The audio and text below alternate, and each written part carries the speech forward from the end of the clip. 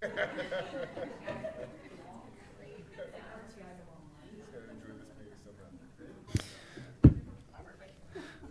evening. I'd like to call to order the regular meeting of the New Canaan Board of Education. It's Monday, March 18th, 2024. First, we'll stand for the Pledge of Allegiance, please. Pledge allegiance to the flag of the United States of America and to the republic which stands one nation under God, indivisible, with liberty and justice for all.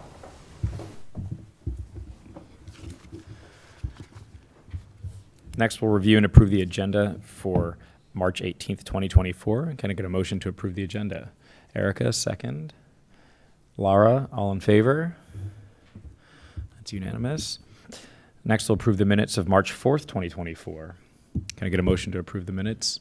Matt Wexler, second. Julie wasn't here. Matt Campbell, all in favor? Abstained? Julie and Brendan. Motion passes. Next, comments from the public. To ensure the public's right to be heard, the board set aside time during the meeting for public comments. 2 minutes will be allotted to each speaker and a maximum of 15 on each subject. Any comments from the public? Seeing as there's none, we'll move on to reports and recognition. And the first is from the NCHS Campus Centrist sign presentation. All right. I am thrilled to introduce Ann, Sarah, and Heather to you from our high school PFA, who met recently with the facilities subcommittee of the board and wanted to bring their project forward tonight to let you know what they've been working on and putting together for us. We're not looking at this for approval. What we're doing, this is an informational update for the board. And then after the group is able to go through the town approval process and all those things, they'll come back. They will bring us back an agenda item. They may or may not be able to come back, but they'll share with us the costs and look for the approval for the donation to the Board of Education at that point. But this is for us to get an update on, I think, a wonderful addition that they're looking to make for our high school campus. And I know that a lot of work and research and thought has gone into this, and excited to learn more. It's all yours. Thank you. Good evening. Thank you for having us here tonight to present our proposal for a new campus entrance sign at the high school. I'm Ann Wagner, one of the PFA co-presidents, and along with me tonight is Sarah Vreda, my co-president, and also Heather Bollinger, who is our vice president of gifts and grants. The three of us are going to speak, and we're going to break it apart with, first from me, why are we here, and then Sarah will explain what we're proposing, and then Heather will go on with how we hope to make this happen. So to begin, you may have driven past the current campus entrance sign hundreds of times without noticing it. This granite slab sign was a gift from the class of 1998 and was a replacement for the previous sign, which was made out of carved wood. You can see the sign in the first image and then the current sign in the second. In fact, there's a black and white photo of that original wood sign on the wall in this room, just to your right. While the granite slab was no doubt a welcome change 26 years ago, unfortunately, it's proportionally much too small for this location. You can see that in the first image in our slide. It's difficult to read from the road, and it is not weathering well, as you can see in that third image from this slide. Last summer, when we asked Principal Egan what projects were on his wish list, replacing this sign was at the top. But what to put there instead? To answer that question, the PFA assembled a design team consisting of the three of us, Principal Egan, and Diane Starr, who is a professional landscape designer with experience working on several district projects. After 7 months of collaboration and almost as many design iterations, we're pleased to unveil our proposal for the new campus entrance sign, which you'll see on the slide behind you. This is a photorealistic rendering. Our overarching goal was to design a sign that would reflect the character of our town and the excellence of our public school system. We also wanted it to be low maintenance and able to stand the test of time. We think we've achieved that with this design. Inspired by the new Canaan Library, the proposed new entrance sign will measure 3.5 feet high by 20 feet long by 2 feet thick and will be built in a gentle curve of stacked Connecticut stone. It will feature 10-inch high architectural metal letters in a font that matches the existing lettering on the school building, and it will be lit by 5 inconspicuous landscape uplights for nighttime visibility. When completed, our hope is that this new entrance sign will serve as a daily reminder of the pride we feel in our school, and that it will be a lasting tribute to the outstanding quality of a New Canaan high school education. We also envision this could become a place where families will pose for first day of school and graduation photos for decades to come. So how will we do this? Thanks to our generous community and our annual fundraising appeals over the past couple of years, we are excited to say that we can fully fund this project with no additional fundraising required. And it will end up being just a gift from the PFA to the district. It's important to note that we are able to do this after already fulfilling all of the needs, our operating budget, and over $15,000 in gifts and grants to our faculty and staff this year alone. So after today, where do we go? Tomorrow we'll be at the town council, and assuming that goes well, we will move on to the Planning and Zoning Committee at the end of March with the intention of coming, well, maybe not us, coming back on April 8th to provide, or to be an action item on the agenda for the acceptance of our gift. And we are hopeful that if all goes well, this will be something that will be installed in time for graduation this year. Thank you for having us, and if you have any questions, we're happy to answer them. Thank you very much. Any questions? Erica? I was wondering if you could share what you would plan to do with the existing sign. That is a good question. Bill, would you like to answer that? We'll see how. We've got to be able to take it down. It might not, might not live. If it holds up. If it holds up, we can maybe move it back. If it holds up, the plan is to move it and find it a new home. But we prefer that Bill answer that and maintain that promise.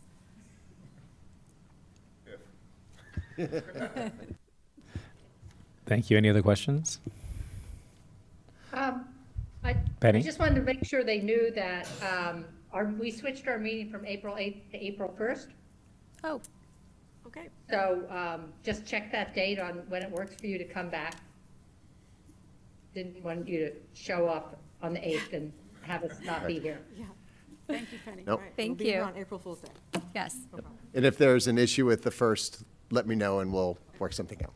We Okay. can always hold a special meeting for a single purpose virtually if need be, so that we don't hold up your timeline. Perfect. Thank Thank you. you. Of course. And I do just briefly want to say thank you for doing all this work. And I know we have a new resident historian who did all of this research to figure out the ages of the signs and the wooden sign. I knew about the granite sign, but to actually see a picture of the sign that was there before '98 shows the diligence you're putting into this project. And it's nice to see. Thank you. Thank you. Thank you. Thanks so much for coming. Next up, the East School Playground, presented by the East School PTC.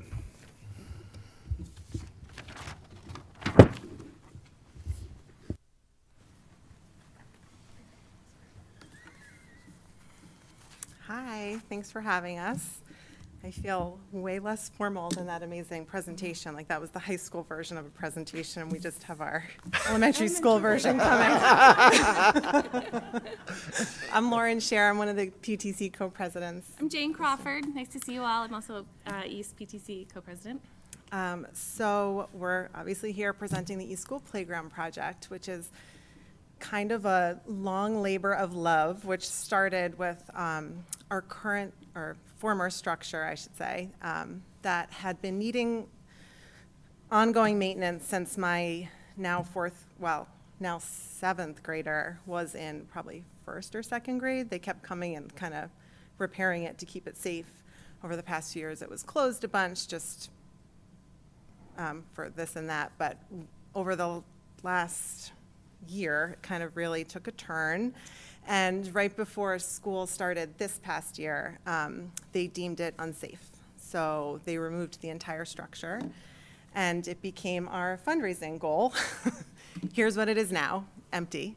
Those are my children for scale. It's a 40 by 40 foot spot right in the middle of our main playground. So we still have, I mean, the kids, I'm making it sound really dire, but we still have swings on the left and a climbing structure on the right. It's not like our kids are playing on just the blacktop. But for our Eagle's Nest campaign, we raised just under $100,000, which was a huge lift for our East community, and we're so grateful for. And we put a team together to kind of research different companies and different adaptive structures too that could make use of that space and kind of just fit right in, which was a true test too. So this is what we came up with. Oh, and I wanted to say, last year when things started breaking, we did a really cool, our now fourth graders did a really cool STEM project in their media classes. And they built these structures, like what do you want to see on the playground? We had like a little walk-through museum in the lobby, and it was just like a meaningful way for them to have input on this, like a true ownership thing. It was neat. Anyway, here's what we came up with after admin and the team we put together went through all the catalogs and meetings with the company. It is, like I said, going to fit right in there. And do you want to pass it off to you? Jane's going to talk a little bit about one of the I'm going to coolest talk a little bit structures, I about think. what is called the Sway Fun Glider, which is that round piece in front. I just want to add on to some things that Lauren said with this structure. We did work a lot with teachers who put some input into what was there before and how it could change and make this one even better. So this piece does have a lot of dynamic elements, upper body strength, balancing, grip strength, gross motor, all that good stuff. Some of the feedback from the teachers, one thing was about sight lines. They had concern about seeing the fields behind, and so we did shift the orientation a little bit so this will be better to see the playing fields behind. There was a concern from the last structure that was removed about kind of this runway, and the kids would just run up one side and fly down the other. So we added some angles. So we're really excited about this final version. And I want to talk further about this piece right here, and you can see it in our artistic renderings. But this piece right here, this is the catalog picture. It is called the Sway Fun Glider. And we were working on this project before the big structure was taken down, and it's kind of fortuitous that the timing was such that now we can put this adaptive playground equipment and connect it to the greater piece. So we can combine those two projects into one, which is great, and I think that's better for the kids as well. So let me talk about why we chose this one. So just a couple fun facts about the Sway Fun Glider. There are ample room for 2 wheelchairs. There is no transfer needed, and that was a priority when we were working with the OT and the PT at E-School, Helen Nishi and Stephanie Bellino, to be able for the children just to have continuous play and not need to shift out of their assistive devices. So that was a big plus for this piece of playground equipment. There are 2 large benches for other passengers so that friends of all abilities can play together. And like I said before, this is integrated into the larger structure, allowing inclusivity and collaborative play. And something that's really neat about this is, as Lauren said, this came from a child-led STEM project. They really came to us and presented. And overwhelmingly, the children, their little clay models, showed that they saw the need for more accessible playground equipment. So we said, absolutely, let's do it. And so part of our fundraising involved a video, and I don't know, I hope I can play it. Is this just going to play? It's really cute. It's like a 20-second video of the, because the kids came to us, we wanted you to hear from the kids. But if it doesn't play, then that's okay too. The pressure, yeah. How can we make sure that all students, no matter their ability, have fun on the playground? Our next project in need of parent support is replacing a main piece of our playground. Most of our equipment was not accessible to all students. We are asking you to help support the eSchool PTC in bringing this fully accessible piece of playground equipment to eSchool. By donating to the PC, you'll ensure that no eSchool student will need to feel left out in the funded recess. Please donate today. Yay. So that last line, in case it was a little hard to hear, was just that this would ensure that no eSchool student would be left out in the fun at recess. So that's the end of our description of the project. The next slide, I'm hoping that, no, I might have to do it manually, but the next slide is just some logistics, the final costs and the timeline. Let's see if I can make this go. How can we make sure that I can just, Oh, I did it. oh, There. skip there, okay. So just a summary of the logistics. This is not the warm and fuzzy stuff, but we're hoping that it will be up and running by the next school year with installation in the summer. We were able to order everything by the December deadline, so if the timing works and it all happens, it should be ready for next year. So, I was gonna say the aggressively expensive part of it. So it's expensive, $134,475. And that includes all the unfun stuff like shipping, excavation, the waste disposal, installation.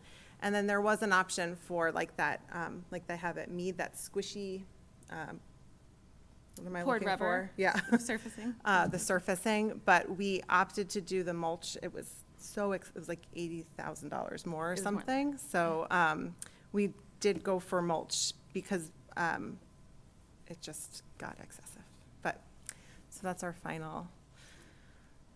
So last, thank you to the district for your support in this project, and to all of our donors and families, and to the students who came to us and the staff that we worked with to create this engaging and inclusive space.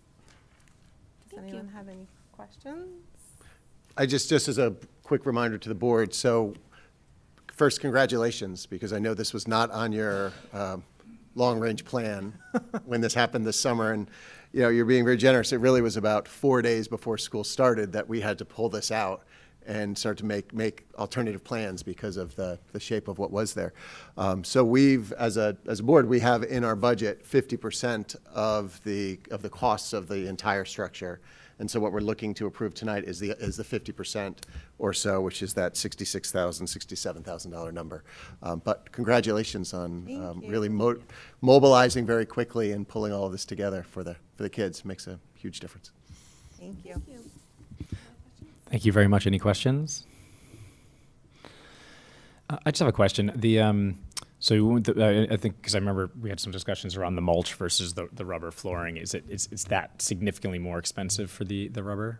For this space, it costs more than the structure itself. Wow. Poured rubber. We do have an alternative of a mat system, like a modular mat system, that we have a couple samples of on the playground. To do the entire playground where this structure is would be about $55,000. But the good thing about the mats is that they can be installed later, and they also, we can pick and choose spots, so we could go smaller if we chose to. So that could be a discussion down the line. Right. Right. So for like next year's fundraising, if we find that the mats aren't cutting it, Right. we could swap it. Cool. Thank you. Any other questions? Awesome. Thank you very much. I think maybe why don't we move up the action item? So can I get a motion to accept the donation from the East PTC in the amount of $66,975 for the East School Playground? Phil, second. Erica, all in favor? That's unanimous. Thank you so much.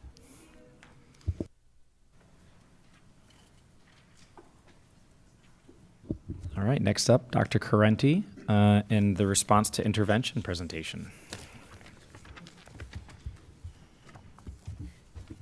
I just looked at the agenda. We use our acronyms so much, I didn't even spell it out. I just put RTI. Thank you. That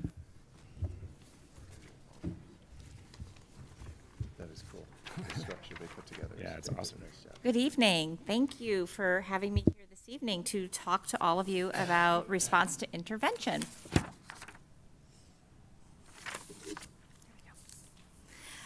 Here's our district goal on response to intervention, otherwise known as RTI. And tonight I will address the components of the goal in hopes that you have a better understanding of RTI and how it integrates with our curriculum, instruction, and assessment. So what is RTI? RTI is a national general education initiative that highlights the importance of providing high-quality, evidence-based instruction to all students.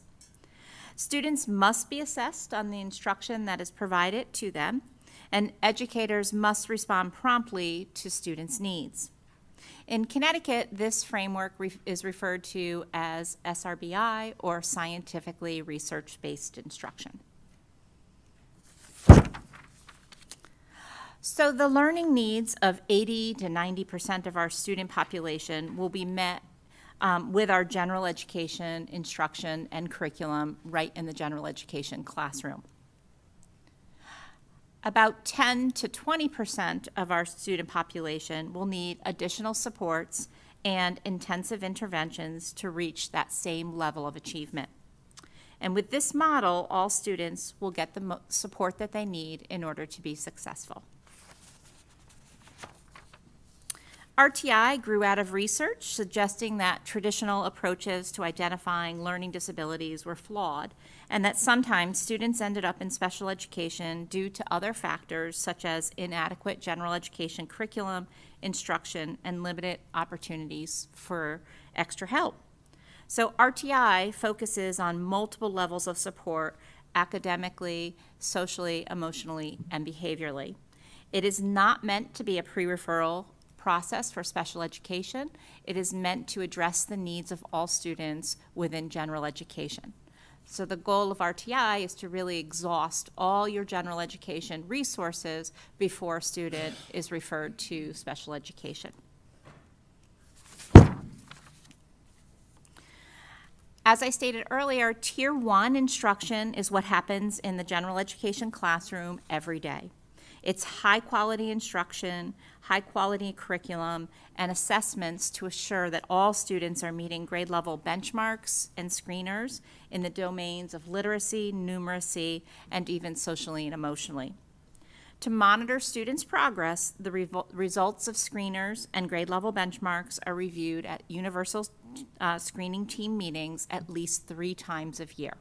We are doing formative assessment all the time, but this is when you would administer a larger benchmark or screener to the students to make sure that they're making progress along the way.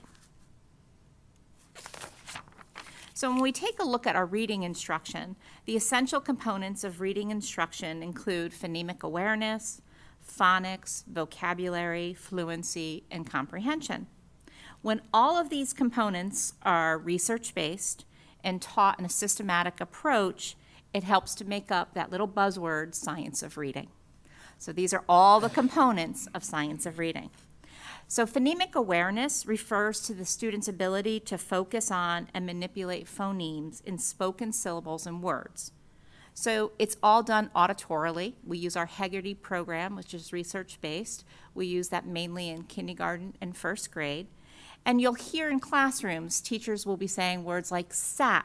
Now say sat without the S sound, s, and then the students. Or say sat with a b at the beginning. And students are manipulating sounds, and it gets more complex as the students progress. But that's just a little example of how they're orally providing the phonemic awareness in classrooms. Phonics is the relationship between the letters or combinations of letters in written language. Phonics instruction teaches students how to use these relationships to read and spell. We use the Foundations program, K through 3rd grade, which is a very research-based phonics program that our students get every single day as part of their instruction. Fluency is the ability to read with appropriate speed, accuracy, and proper expressions. And the way that we practice our fluency is through decodable texts. So students will practice and learn phonics, and then they'll have decodable texts that go along with the phonics that they've been progressing in, and they practice reading decodable texts to help to build that fluency and to help to build that accuracy. And it's really amazing. We think of decodable text maybe when we were younger, and they've come such a long way. They do have rich vocabulary now, and they also have comprehension that goes along with it. But decodable text is just one way to help students to build that fluency. Eventually, you move away from those decodable texts and you move into leveled text, and you're asking students to read that level text, which isn't controlled. The decodable text is very controlled. It's going to be based on a phonics that they may have learned, whether it's the magic E or the short A or the short O. It's based on those skills that they've learned in their phonics lesson. Level text is when you pull away all that phonics, and now they're reading, you know, books at second grade level or third grade level or first grade level. The vocabulary is obviously the larger part, and it's how you make sense of text. And students that have really strong, rich vocabulary really helps them to build their comprehension. And comprehension is the ultimate goal in reading. It's the complex process, cognitive process that we as readers use to understand what we've read as text. And obviously, comprehension gets more complex as students get older, and we teach to a variety of comprehension strategies. Similar to reading instruction, we have essential components of math instruction. So you have number concepts. That's that one-to-one correspondence. That's counting. That's place value. Basic fact recall, that's that fluency to recall the basic facts in addition, subtraction, multiplication, division. That's that 3 times 4, 6 times 2, that quick recall. Computation procedures is the fluency to add, subtract, multiply, or divide. So that's when students are given 39 plus 46, and they're asked to solve those computation problems. And then problem solving, similar to comprehension, is that ultimate goal. You're looking for students' ability to determine the operations that they'll need to solve a problem, that they can understand the math vocabulary that goes along with that word problem. And then the next piece of RTI is the social, academic, and personal learning, which is our SAPL. There is a K through 12 SAPL framework. In the elementary schools, our K through 5 elementary report cards actually monitor and allow us to look at these SAPL indicators. So for example, there's a section on the elementary report card for self-awareness and self-management. Can students follow written and oral task directions? Can they take responsibility for one's actions? Can they complete their work carefully and keep their materials organized? Can they meet their behavior expectations across a variety of settings? The next section is the social awareness and relationship skills. Do they demonstrate awareness of the feelings and opinions of others? Do they show respect towards peers? Do they practice kindness? Do they use communication and collaborative skills to interact effectively with others? And then the final one is the decision-making and problem-solving. Can they work independently as appropriate? Can they persevere when tasks are difficult? Can they use positive solutions to solve problems and conflicts? As we move into grades 6 through 8, you'll hear about the habits of success. That's how they'll integrate that SAPL framework for them as well.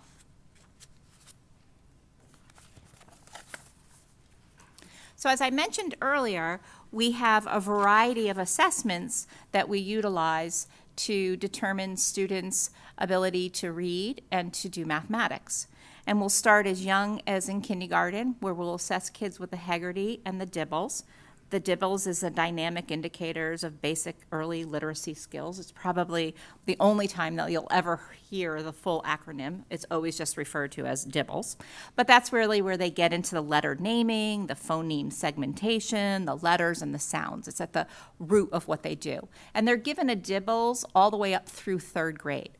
When they start to master the DIBELS fully, then we pull it back in third grade. But we always give them that fall benchmark of the DIBELS just because it allows us to really determine if they've solidified all those phonics skills that help them to move to the next level in reading. So benchmark screeners are given 3 times a year. As you can see in math, there are no real screeners that have been developed for math, so that's really why we rely heavily on our benchmark assessments, and we also rely heavily on basic facts and computation sets. We do have exemplars and performance tasks that really help us to take a deeper look at their word problems and their ability to solve those problems. We have an NWEA that we give starting in 2nd grade, and it's just kind of a way for us to measure growth. We give it 1 time a year in 2nd, 3rd, 4th, 5th, and it actually goes all the way up to 8th grade. And so it really allows us to measure growth over time, and we have targets to see that growth. And it's really aligned with the Common Core standards, so it's a nice kind of summative assessment that we give to students. It's computer-based. But benchmark assessments and screeners, they're given 3 times a year.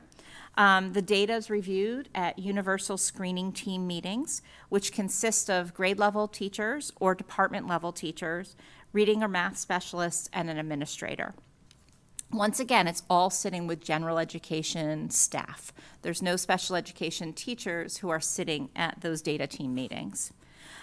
We triangulate the data, and we try to put all the pieces together on the students, and we review and analyze all of that data.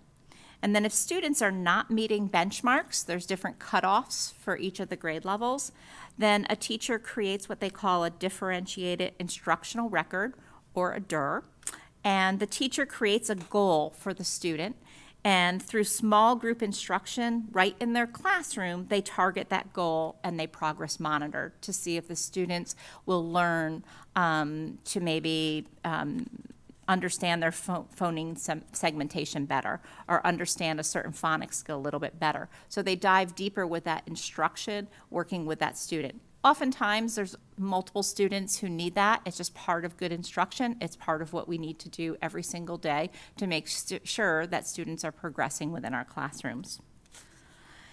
If the student continues to struggle, though, then we move to what we call a student study team meeting. And so it's really important to understand that everybody's looking at this data. The principals and assistant principals, they review the data with teachers and reading and writing and math specialists in their building. The coordinators, those K through 8 math and reading coordinators, they're reviewing the data with the principals and the assistant principals. And then the coordinators meet with me to review the data across the 3 buildings or at the SACs. And that we're looking for curriculum gaps, we're looking for maybe flaws in our assessments, we're trying to see if there's patterns that we should be addressing, is there professional learning that we should be providing to teachers to help them improve in a particular area of their instruction. So the student study team is made up of a different group of people. They consist of a psychologist, a reading or math specialist, a special education teacher, a speech and language therapist, a classroom teacher, and an administrator. So we try to bring additional experts to the table. Once again, still a general education initiative, but they're reviewing the data on the student. The teacher's having conversations about all that they've been trying in their classroom to help that child to achieve the goals that they're working toward. And at that time, they may offer new ideas or new suggestions that the general education teacher hasn't tried, and the teacher might go back to their classroom and continue the DIR or adjust their DIR. Or they might say, wow, you've really tried a lot as a classroom teacher, and it sounds like you've really exhausted, and maybe there's something else that's going on, so we move to what we call a Tier 2 plan. So tiers of instruction, this really describes the intensity of the intervention.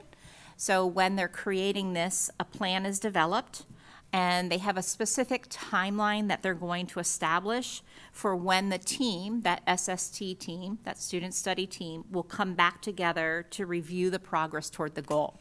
So they want to make sure that the child is making progress with some specialized instruction.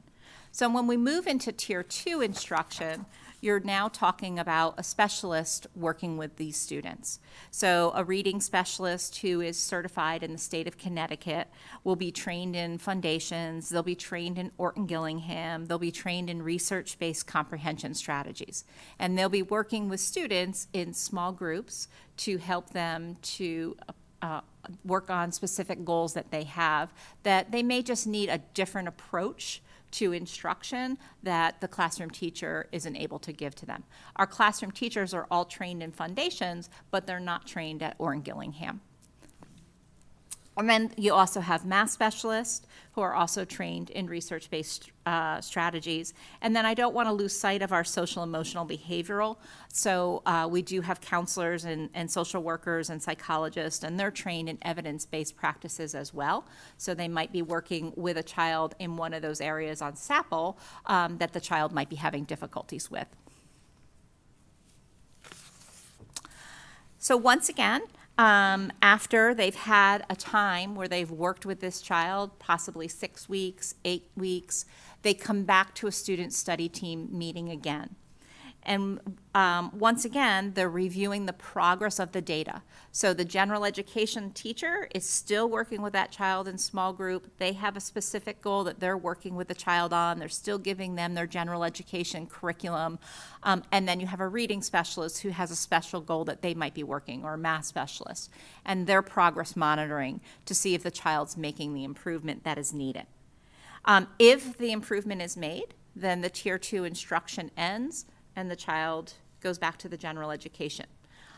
If they're not making the progress, they might say, well, they're progressing, but they're just not progressing as fast as we want them. They might say the Tier 2 instruction will continue with the reading specialist, and they'll set another time frame for when they'll come back to review the data.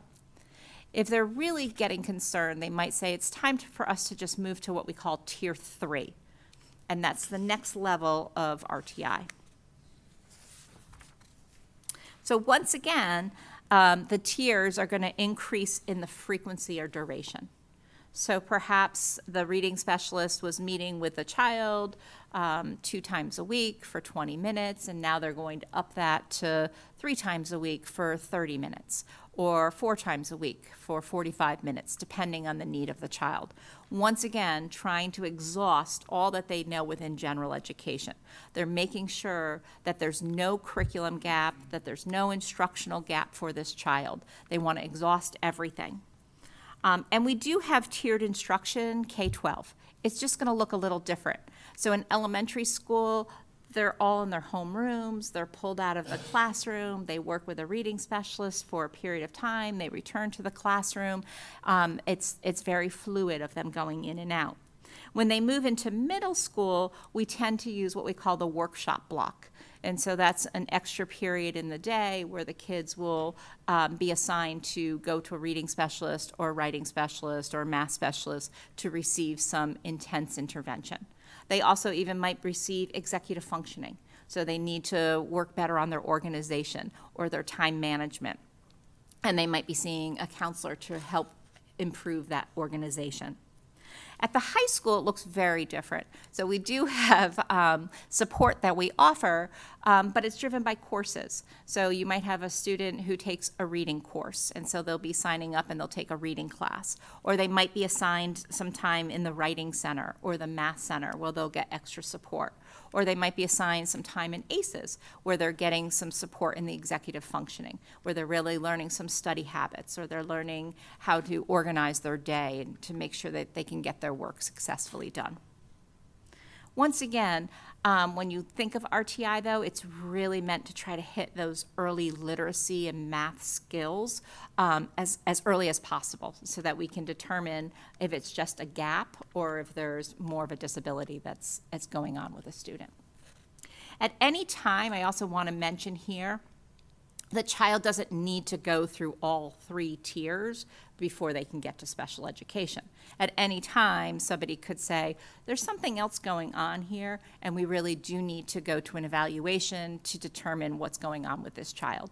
So at any moment, somebody could make a referral to special education, and the child would move forward over and receive a PPT and receive an evaluation. So the cycle of instruction, it obviously entails effective instruction. That's at the forefront. It really requires ongoing assessment, and it really requires intentional planning in order to meet the wide range of learners and learning styles in the classroom. I added 2 additional slides because I thought they would be pertinent, which you don't have in your handout, so I apologize. But I thought this was important to take a look at. This is our definition in the district here of responsive teaching in the differentiated classroom. And it's important when you read through this definition, it really talks about the learning environment that we create for students. So we need for a teacher to connect with students. We need for a teacher to create that learning environment for those students so that they can be successful. It also describes the intentional planning. So you really need to think deeply about the kids within your classroom and plan thoughtful lessons that address the whole class, but then also address small groups of students. And then the last part of it really talks about how you differentiate that instruction. So certainly you can differentiate for product, you can differentiate for process, and really when appropriate, you could differentiate for content. It's very rare that you differentiate for content. It's usually at the content level, it's usually when a child's really, really struggling to hold on to everything, and you decide which priority standards you might be teaching that child during a specific unit. And usually that's more for students who've been identified for special education services, and you're trying to say that they won't be able to hold on to all of the standards that we're teaching in one unit, but we'll identify these 3 to 4 standards that we really want them to learn in this unit of study, which will help them in the next unit of study and moving forward. And then the last piece, which is a whole nother presentation in and of itself, but I think it's important to mention because everything that we have here are systems, and all of these systems connect with one another. And so you will see here, these are 3 domains that sit within our teacher evaluation and professional learning, which we call TEPL. And you'll see that the first 3 domains that are listed here and outlined for you are the learning environment, the planning domain, and then responsive teaching in the differentiated classroom. So we do have 6 domains, now 7 domains in our TEPL document. I'm not going to go into it tonight because I know you've got other agenda items, but happy to come back and do a TEPL presentation for all of you. But I think it's important to mention this because it's the curriculum that we create, it's the instruction that we give to students, it's the assessment that we do. RTI is one system that we have to help monitor to see that all students are making growth, and TEPL is a way that we hold teachers accountable to make sure that they are doing the differentiation of instruction, that they are providing great learning environments, that they are doing thoughtful planning for all of their students. So with that said, I will be happy to take questions. Thank you so much, Dr. Carenti. Brendan. Thank you. So can you talk just a little bit about how, not in the screening team context, but just on a, regular basis, week to week, TEPL interacts with, teachers trying to differentiate, and then also, how they work with our specialists, whether it's, around SAPL items, social workers, counselors, et cetera, or a math specialist, somebody like that. So, so you're asking me about the teacher evaluation process? Yeah, just really how we work to, keep our teachers differentiating instruction, and then how our specialists help those teachers, week in, week out, kind of, do that. Sure. How we're making that all work. So when you're talking about learning environment planning and responsive teaching in the general education classroom, it's all about the pedagogy. It's all about the administrator walking into classrooms and doing observations of teachers. So as part of our teacher evaluation plan, an administrator will meet with a certified staff member about 5 times per year. So they'll meet with a certified staff member at the beginning of the year to set their conference goals and their professional growth plan for the year. They'll meet with them at the midterm to talk about how are they growing as a teacher and how are their students growing in their classroom because of their instruction. And then they'll meet with them at the end of the year to kind of wrap it up and do a summative evaluation on them. In between all of the beginning of the year and the end of the year, the teachers are receiving observations. And so our teachers, if they're brand new to the district, receive comprehensive observations. There's about 2 to 4 comprehensives. That means I walk in at the beginning of a reading period. I may have had a pre-conference with the teacher about what I'm going to see. I sit down, I observe for a full block of time. I walk out, I have a post-conference with that teacher, and I do a summative write-up of the observation. And then we also have what we call mini evaluations, mini observations. And those are more for our veteran teachers, and they are about 2 to 4 times, 3 to 6 times per year. And a mini observation is walking in and sitting and talking with students for about 15 minutes, and then it's coming out and giving the teacher feedback on that 15 to 20 minutes that I was in that classroom. And teachers receive that feedback. Sometimes an administrator might ask to speak with the teacher and kind of have more of a general and post-observation with them. Other times it's just in writing. Teacher has an opportunity to always seek out the administrator for information as well. The math and reading specialist really help to unpack curriculum. So they spend a lot of time meeting with groups of teachers, a grade level, to say we're getting ready to start our fraction unit of study. Let's take a look at what are our enduring understandings, what are essential questions, what are the standards that we'll be covering in this unit of study, and then let's talk a little bit about the assessment. Where's the outcome? Where do we want students to be at the end of this unit? And then how do we plan for this unit of study? And so they're meeting with teachers to help do that planning, in addition to meeting with students who might need support in the area of reading and math. So they serve a little bit of a dual role, which is also why we've put in that request for the math coach this year. So we've had a lot of success with our classroom coach this year. She spends about 1.5 days per week in a building.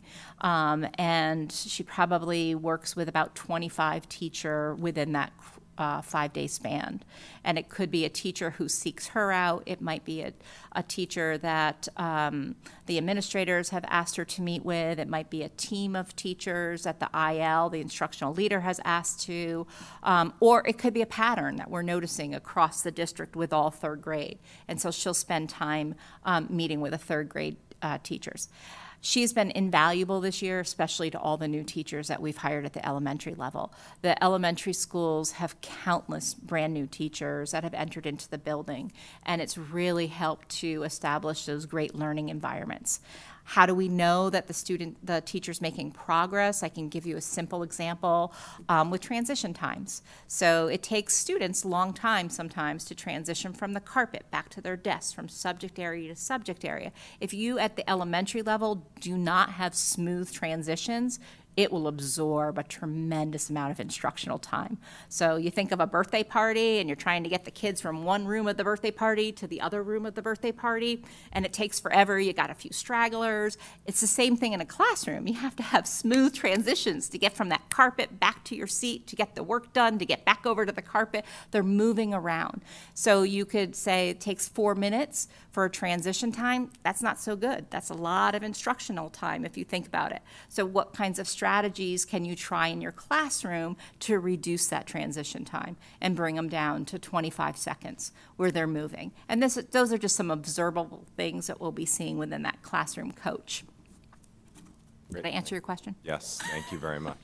I appreciate it. Matt.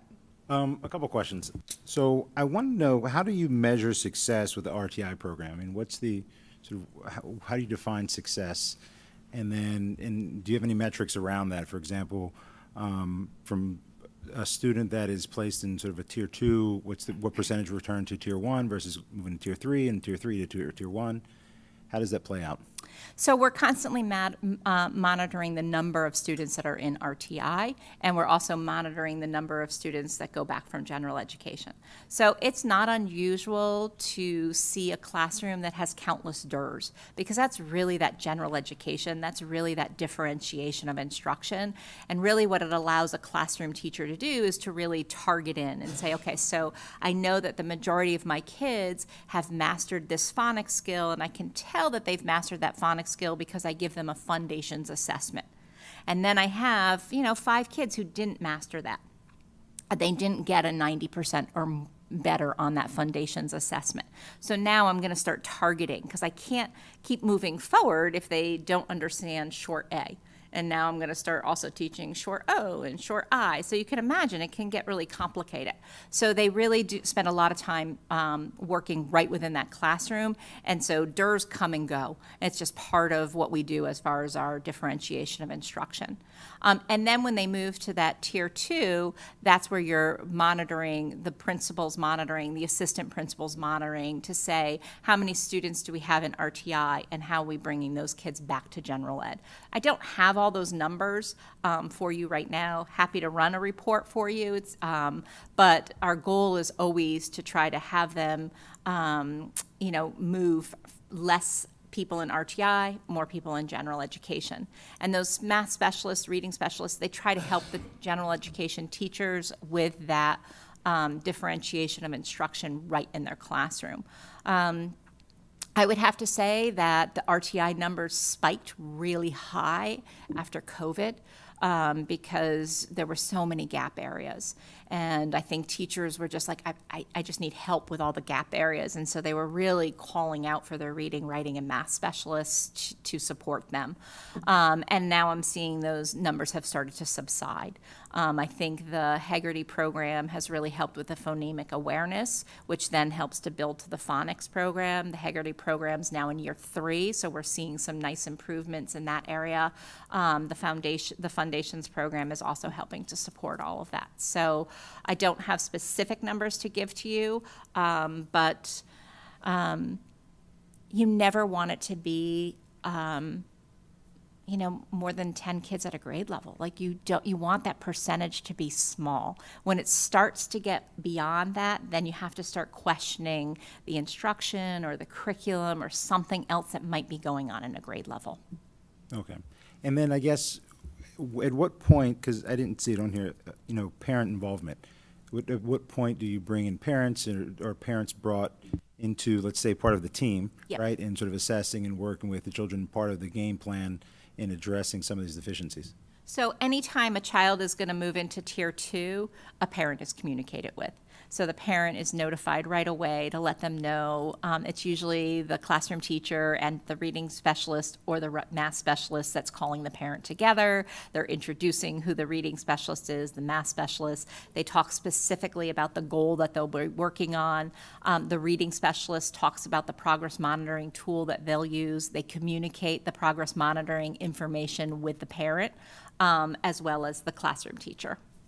And is there any sort of notification if the child is close? I mean, they're still within tier 1, but they're close, and there's some reinforcement that could be done at home or other either private tutoring or other sort of resources that parents may have to address any sort of trouble areas. Yeah, so the classroom teachers, I think, are in constant communication with parents, especially when they're starting to see that the child may need to move into a DER because they're starting to worry that they're not holding and retaining the skills necessary to move to the next level. So there's usually that communication to say, it would be really great. I'm sending home some decodable texts. If you could read with your child those decodable texts, so that and then the parent will start to see the phonics pattern that they're working on. They can start to see the vocabulary and the comprehension. So we don't hold back on sending our resources home. I always tell the classroom teachers, send them home. They will come back. We want to support people to have these kinds of books at home to read with their kids and to support what they need. The same thing holds true with math. They might just call the parent and say they really need to work on their basic facts. You got to try to get those flashcards going with them. Pull out the flashcards. They seem to have all of their basic facts up through 5, and now it's starting to fall apart. And they might show some of the parents some of the strategies that they do with the kids at school to help them retain that. But great. So, but as far as the assessments, right? The assessments that are to happen, I guess you said 3 times a year. Do parents ever receive any feedback from there? I've heard that they usually don't receive the dibbles, for example, for the younger children. Is there any way we can give more sort of information to parents to help them intervene? So earlier. Yeah. So as a matter of fact, We have been trying to coordinate a time to do a parent presentation. We want to bring parents in at the elementary level so that they have a deeper understanding of the Dibbles report and what the Dibbles report would say. And so we want to bring parents in. We're trying to plan something for, now it's going to be beginning of April, for parents at the elementary level to kind of have a deeper understanding of all the assessment tools that we have. So we do have parent reports that come up in Dibbles. We could send them home, but I think it's going to probably have more questions than answers. But the classroom teachers are great. I think they spend some time at the parent-teacher conference explaining the Dibbles, explaining those assessments.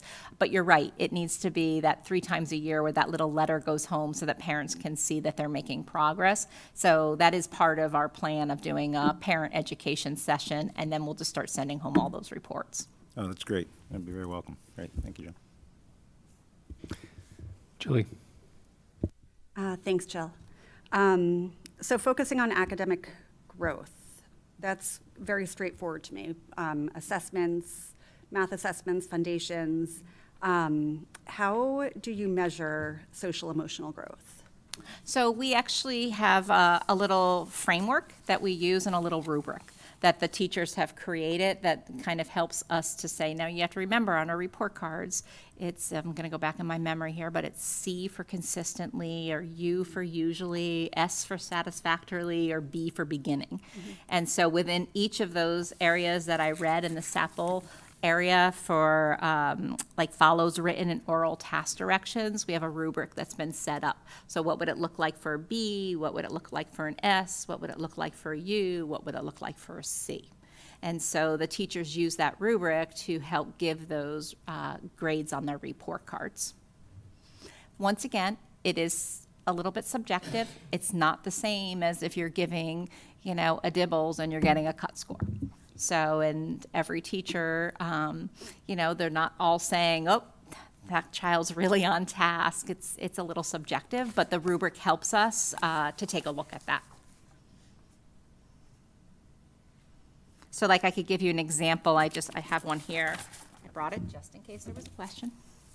So like we might be looking, I think this is a 2nd and 3rd grade, for follows written and oral directions. So a C is the student leaves the group and follows directions independently. They're able to navigate through multi-step directions and follow workshop menus. They practice active listening during lessons.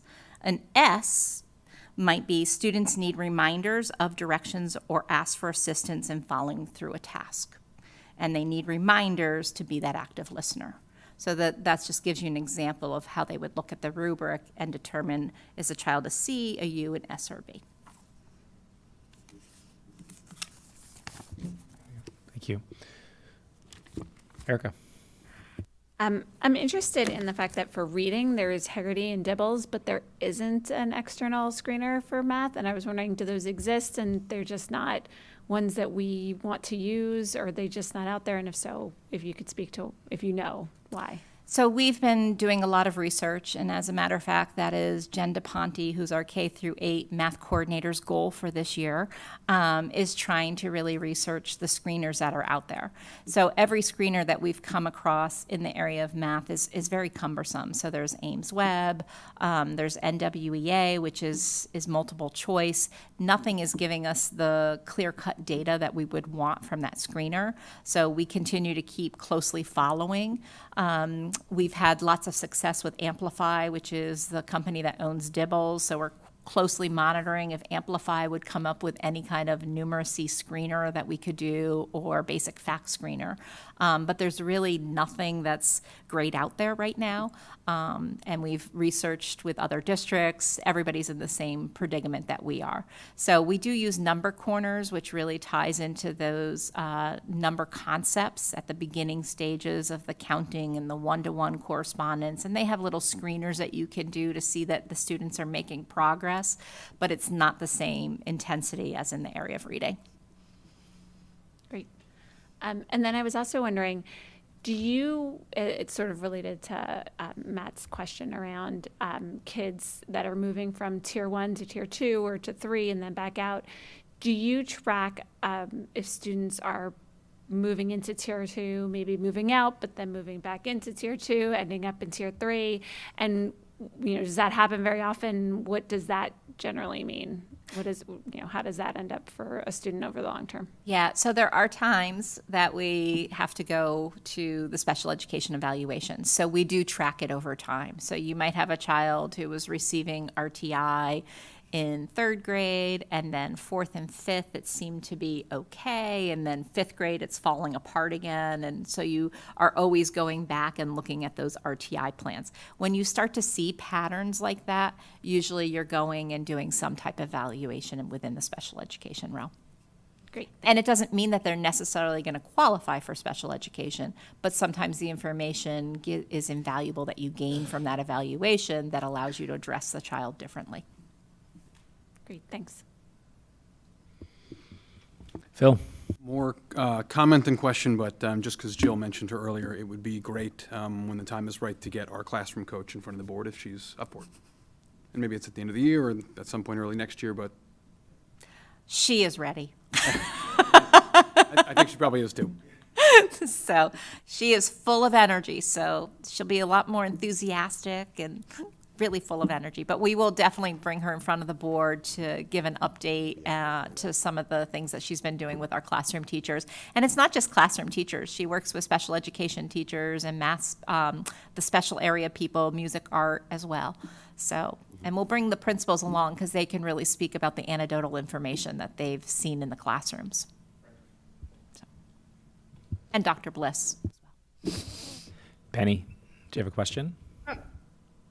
Yeah, no, I had a quick question. How does this work with the twice exceptional child? So maybe they're performing at an average level, but you can sort of see that usually they're at a much higher level, so there's some sort of deficit. I mean, that wouldn't kick them into special education, but do they get the benefits of a level 2 or level 3 intervention?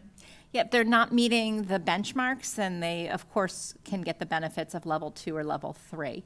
And sometimes with those twice exceptional kids, it's trying to find that zone of proximity for them and really making sure that you're teaching at the level that they should be taught at, and the engagement is huge as well. Okay, so we do try and on the RTI gauge it to the individual child and his or her abilities. Yes. Because a lot of times when you talk to people about public schools, they'll say, oh, if you really need a lot of help, you get all the help you need. If you really exceptional, you get all the help you need. And sometimes in the middle, you don't get all the attention. And I was wondering if RTI was sort of our ability to address that. It really is, because it really talks about the differentiated instruction within the classroom. So even when a teacher is looking at the assessment, I spent a lot of time here talking about kids that are not meeting benchmarks. But I think, as Matt has mentioned, we have kids that maybe just met that benchmark and really do need a little bit of small group instruction. So within a classroom, it is not unusual to see a classroom teacher meeting with a small group of kids who need a skill reinforced. And those might be the kids who are in their DERs. They might be meeting with another group of children who are understanding the general education curriculum, but just need another little push to get them to that next level. But they're also meeting with children who need enrichment. So there are kids that they're like, oh, they've got my math lesson. They might even be able to teach this unit of study in math. What am I going to do for those kids, and how do I stretch them? I do have to say that's where those reading, writing, and math specialists really do come in handy. I think that's also going to be a big support of ours as we move into the math coach position. We've seen a lot of power with the classroom coach, and I think we're going to follow that same model with the math coach, who really can help to give that kind of instruction to the teachers in elementary school that might need that extra support in understanding a deeper level to dive with fractions or proportions or ratios, and really help them to have a better understanding of the instruction and how to stretch kids. Thanks. Anybody else? Awesome. Thanks, Thank Dr. you. Carenti. Really appreciate it. All right, moving on to statement of accounts with Sean O'Keefe. I packed the house tonight. I think it was my presentation, Sean. Jill cleared the room. I cleared the room. Okay, so 8 months in, February 2024, our operating fund totals 58.8 million year-to-date, which is 57.1% of our full-year budget of 103 mil. We also have a total amount of encumbered funds totaling 40.3 million, or 39% of the budget, leaving a remaining balance of 3.9 million, which is currently unencumbered and is comparable to a year ago. On page 4 of the package shows the year-to-year budget attainment. As I said, we're at 57.1% this February. That compares to 56.9 a year ago, February. So we're 0.2 points slightly higher than we were period last year. Last month, the gap was 0.5 points, so we're continuing to improve. And I expect that we will continue to improve through year end due to timing issues that will catch up. In grants on page 9 and 10, our total awarded grants total 2.6 million, and most of them are 2-year grants, with year-to-date expenditures of 870 million and a remaining balance as of February 2024 of approximately 1.7. In school lunch on pages 11 through 12, our year-to-date revenue totals 1.8 million, or 60% of our full-year budget of 2.9. Year-to-date expense is 1.6 million, or 57.6% of our full-year budget of 2.7 million. As a result, our net income through February is 217K, or about 93% of our full-year budget. So we're doing pretty well in food services, and we expect to use some of that profit to purchase equipment that's needed in some of our schools. In facilities rental, donations, and summer school on pages 13 through 14, facility revenue to date is 157,000. Year-to-date expenses 176, resulting in a net negative of 19K. Expenses include additional investments related to the Dome project, as previously reported. And despite the negative balance for this year, we still have a fund balance that remains positive at 220K. Donations year-to-date are 664,000 and includes the 350 we received in July for the Dome project.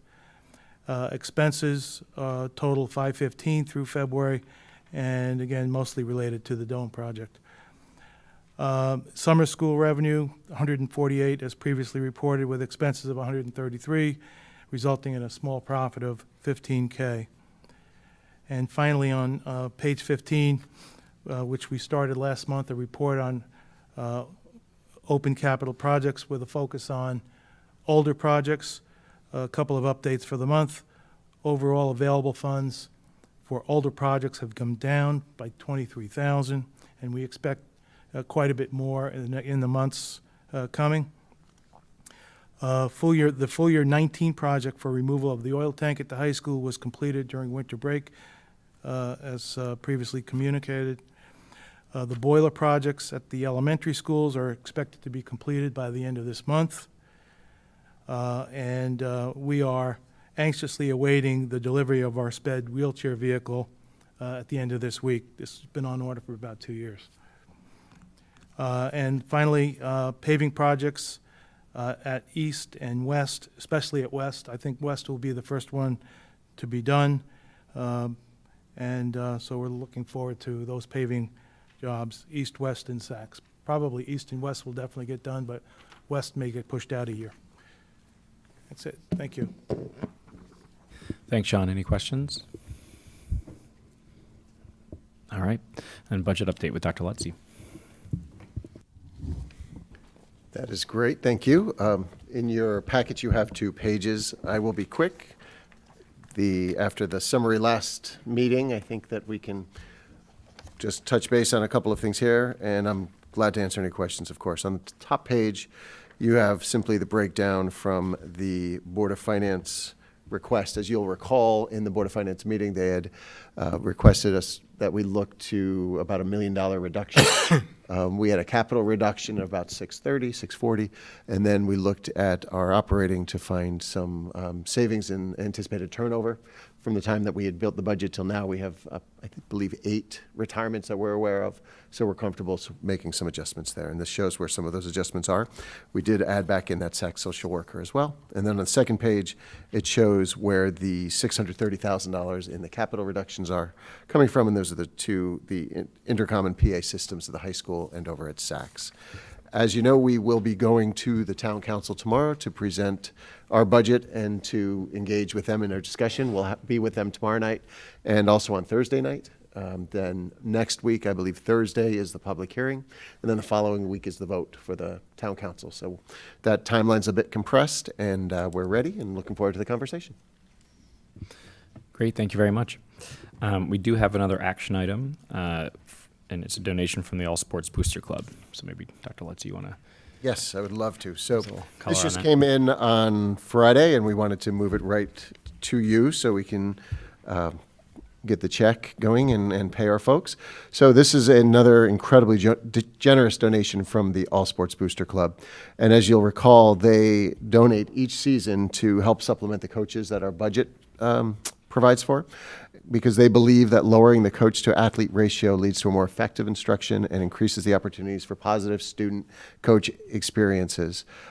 So this is a donation in the amount of $50,683.77, and it is to support coaching in basketball, swimming, ice hockey, basketball, track, wrestling, and girls ice hockey. So again, incredibly generous, and it really does help our program to be what it is on behalf of children. Great, thank you very much. Can I get a motion to accept a donation from the All Sports Booster Club in the amount of $50,683.77 to support additional coaching positions? Brendan, second Phil, all in favor? That's unanimous, great, thank you. Motion passes. And comments from the public? Seeing there are none, I'll go on to announcements and future business. Yep, very briefly, just I mentioned tomorrow we're with the town council for budget, and then again on Thursday. We mentioned earlier in the meeting that we are moving our April meeting from 4/8 to 4/1, which does keep us with that general cadence of first and third. It's the spring break was throwing us off a little bit there too, which feels like it's right around the corner at this point. And then that's that. It's that simple. We like to appreciate in May. We do things a little differently. Then I get all the swag from the schools. Every month is Board Appreciation Month. That's right, that's right. Thank you very much.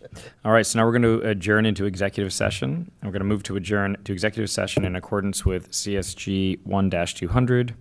The subject to be discussed is the custodian's contract. Can I get a motion? Erica, second. Brendan, all in favor? Excellent. Thank you.